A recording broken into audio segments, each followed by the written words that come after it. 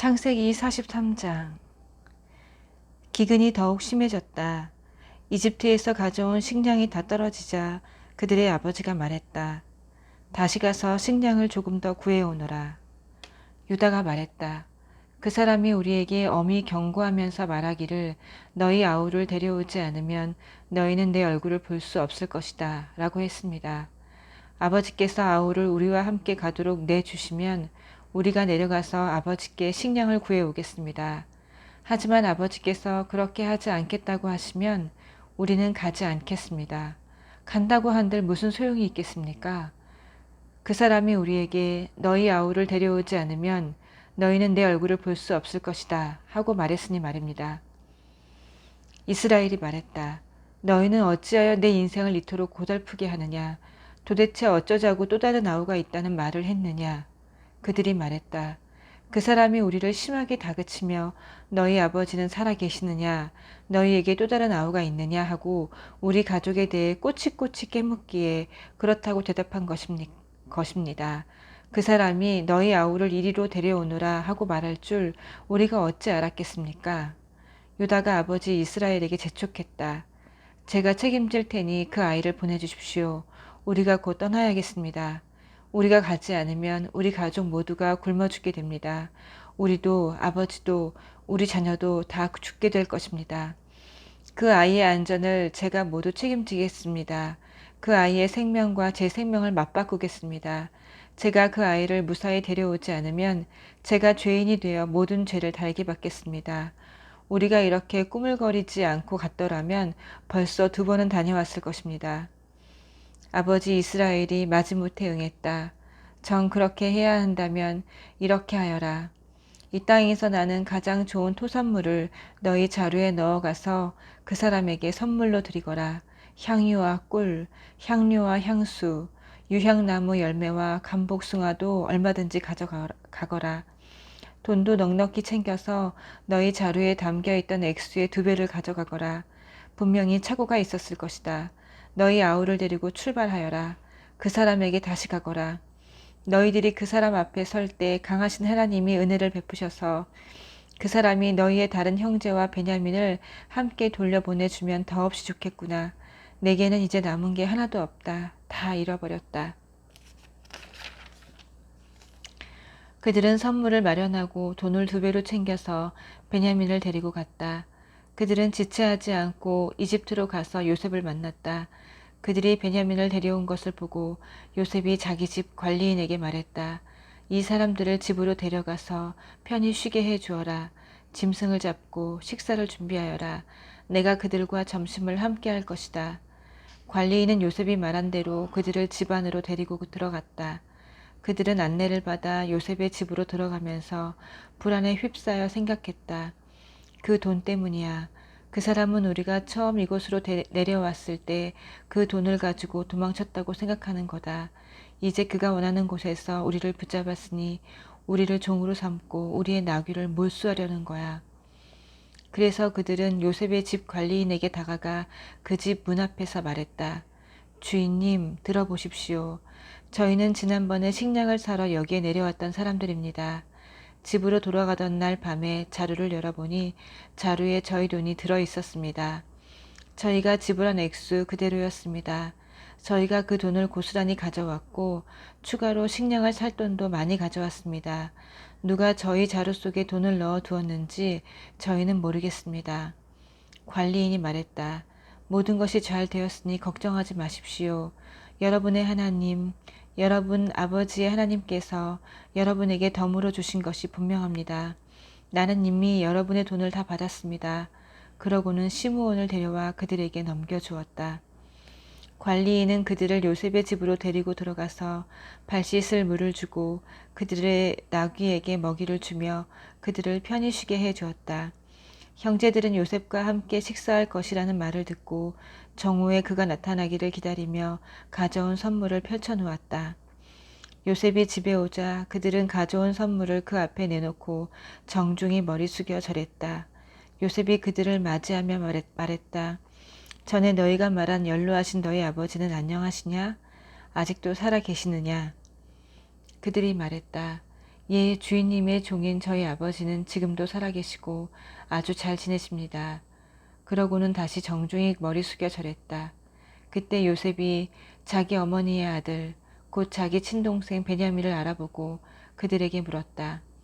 전에 너희가 내게 말한 막내 아우가 이 아이냐? 그러고는 내 아들아, 하나님께서 내게 은혜 베푸시기를 빈다 하고 말했다. 요셉은 자기 아우를 보고 감정이 북받쳐 울음이 터져 나오려고 하자 급히 다른 방으로 들어가서 한참을 울었다. 그러고 나서 얼굴을 씻고 마음을 진정시킨 다음 상을 차리라고 말했다. 요셉은 따로 상을 받았고 형제들은 형제들끼리, 이집트 사람들은 이집트 사람들끼리 식사하도록 상을 차리게 했다. 이집트 사람들은 히브리 사람들과 한 식탁에서 먹지 않았다. 히브리 사람들과 식사하는 것을 역겹게 여겼기 때문이다. 형제들이 안내를 받아 앉고 보니 요셉을 마주보고 맞이에서부터 막내에 이르기까지 나이 순으로 앉게 되었다. 형제들은 이게 무슨 일이 벌어질까 의아해하며 놀란 눈으로 서로 쳐다보았다. 요셉은 각 사람이 먹을 음식을 자기 식탁에서 형제들의 접시로 나르게 했다. 베냐민의 접시에 담긴 음식은 다른 형들의 접시에 담긴 음식보다 훨씬 많았다. 형제들은 요셉과 함께 마음껏 먹고 마셨다. 44장. 요셉이 자기 집 관리인에게 지시했다. 저 사람들의 자루에 그들이 가져갈 수 있을 만큼 넉넉하게 식량을 채우고 각 사람이 가져온 돈을 자루 맨 위에 도로 넣어라. 그리고 막내의 자루 맨 위에는 식량값으로 가져온 돈과 함께 내 은잔을 넣어 두어라. 그는 요셉이 지시한 대로 했다. 동이 트자 그들은 배웅을 받으며 나귀들을 이끌고 길을 나섰다. 그들이 아직 그 도시에서 얼마 벗어나지 못했을 때 요셉이 자기 집 관리인에게 말했다. 그들을 뒤쫓아라. 그들을 따라잡거든 너희는 어찌하여 선을 악으로 갚느냐. 이것은 내 주인께서 마실 때 쓰시는 잔이다. 점을 칠 때 쓰시는 잔이기도 하다. 이렇게 괘씸한 짓을 저지르다니 하고 말하여라. 관리인은 그들을 따라잡고서 이 모든 말을 그대로 했다. 그들이 말했다. 저희는 무슨 말씀을 하시는지 모르겠습니다. 저희 형제들은 그런 짓을 할 사람들이 아닙니다. 지난번 자루 속에서 발견한 돈도 가나안 땅에서 고스란히 가져왔습니다. 그런데 저희가 마음이 변해 당신 주인님의 집에서 은자를 훔쳤다고 생각하시는 것입니까? 저희 가운데 누구에게서든 그 잔이 발견되면 그 사람은 죽어 마땅합니다.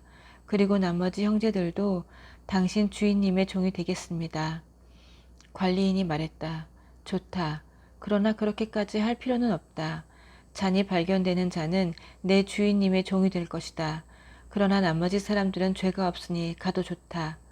그들은 다급한 마음에 누가 먼저랄 것도 없이 각자 자기 자루를 바닥에 내려놓고 자루를 풀어 조사를 받았다. 관리인은 맞이에서부터 막내에 이르기까지 그들의 자루를 하나씩 뒤졌다. 그런데 베냐민의 자루에서 잔이 나왔다. 그들은 낙심하여 자기 옷을 찢고서 나귀의 짐을 실은 뒤에 그 도시로 되돌아갔다. 유다와 그의 형제들이 돌아가 보니 요셉이 아직 집에 있었다. 그들은 요셉이 보는 앞에서 바닥에 털썩 주저앉았다. 요셉이 그들을 나무라며 말했다. 너희가 어찌하여 이런 짓을 했느냐? 나 같은 사람이 이런 것을 알아낼 줄 몰랐단 말이냐? 유다가 형제들을 대신해서 말했다. 주인님, 저희가 무슨 할 말이 있고 무슨 변명을 할 수 있겠습니까? 저희에게 죄가 없다는 것을 무엇으로 입증할 수 있겠습니까? 하나님께서 저희 뒤에 계시면서 저희 잘못을 들추어 보이셨습니다. 저희가 주인님 앞에 죄를 지었으니 이제 주인님이 종이 되겠습니다. 저희 모두가 이 일에 연루되었습니다. 잔을 가져간 아이나 저희나 다 죄인입니다. 요셉이 말했다. 나는 그렇게 할 마음이 없다. 잔을 가져간 자만 나의 종이 될 것이다. 나머지는 죄가 없으니 너희 아버지에게로 돌아가거라. 유다가 앞으로 나아가 말했다. 주인님 부탁드립니다. 주인님께 한 가지만 말씀드리게 해 주십시오. 주인님께서는 바로와 같은 분이시니 노여워하지 마시고 제가 주제넘다고 여기지 말아 주십시오. 주인님께서는 저희에게 아버지와 동생이 있느냐고 물으셨습니다. 그래서 저희는 저희에게 연로한 아버지와 그가 노년에 얻은 아우가 있습니다. 그 아이의 형은 죽고 그 아이의 어머니가 낳은 아들 가운데 남은 아이는 그 아이뿐입니다. 그래서 아버지께서는 누구보다 그 아이를 사랑하십니다. 하고 솔직히 말씀드렸습니다. 그러자 주인님께서는 저희에게 그 아이를 이리로 데려오너라. 내가 그 아이를 보아야겠다고 말씀하셨습니다.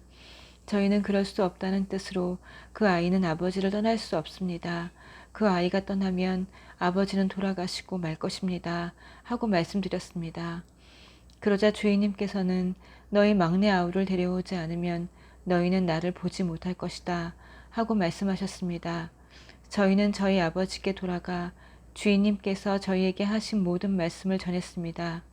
저희 아버지께서 다시 가서 식량을 조금 더 구해오너라고 했을 때도 저희는 그럴 수 없습니다.